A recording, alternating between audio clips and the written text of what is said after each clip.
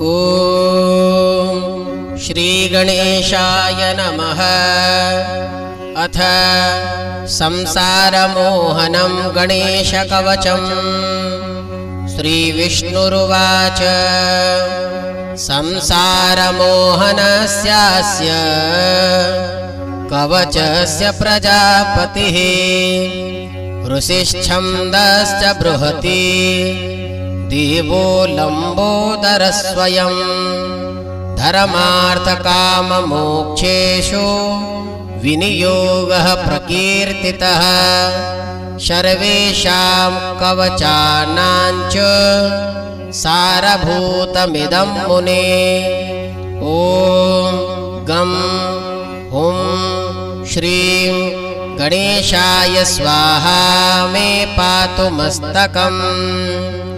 32 अक्षरो मन्त्रो ललाटं मे सदावतु। ॐ ह्रीं क्लीं श्रीं गं इति च सन्ततं पातु लोचनं। तालुकं पातु विघ्नेशः सन्ततं धरणीतले। ॐ ह्रीं श्रीं क्लीं इति सन्ततं पातु नासिकाम्। ॐ गौं गं शूर्पकर्णाय स्वाहा पात्वधरं मम। दन्तानि तालुकां जिह्वां पातु मे षोडशाक्षरः।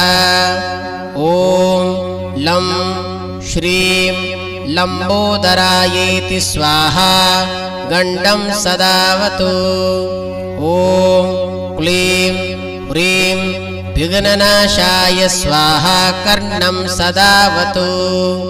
ॐ श्रीं गं गजाननायेति स्वाहा स्कन्धं सदावतु। ॐ ह्रीं विनायकायेति स्वाहा पृष्ठं सदावतु।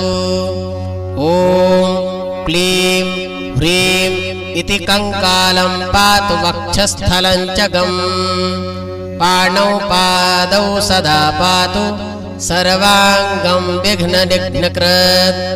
प्राच्यां लम्बोदरः पातु आग्नेयां विघ्ननायकः। दक्षिणे पातु विघ्नेशो नैऋत्यां तु गजाननः। पश्चिमे पार्वतीपुत्रो वायव्यां शङ्करात्मजः। कृष्णस्याश्चोत्तरे तु परिपूर्णतमस्य च। ईशान्यामेकदन्तश्च हीरम्बः पातु चोर्धृतः। अधो गणाधिपः पातु सर्वपूज्यश्च सर्वतः। स्वप्ने जागरणे चैव पातु मे योगिनां गुरुः। इति ते कथितं वत्स सर्वमन्त्रौघविग्रहम्। संसारमोहनं नाम कवचं परमाद्भुतम्। श्रीकृष्णेन पुरा दत्तं गोलोके रासमण्डले। वृन्दावने विनीताय मह्यं दिनकरात्मज।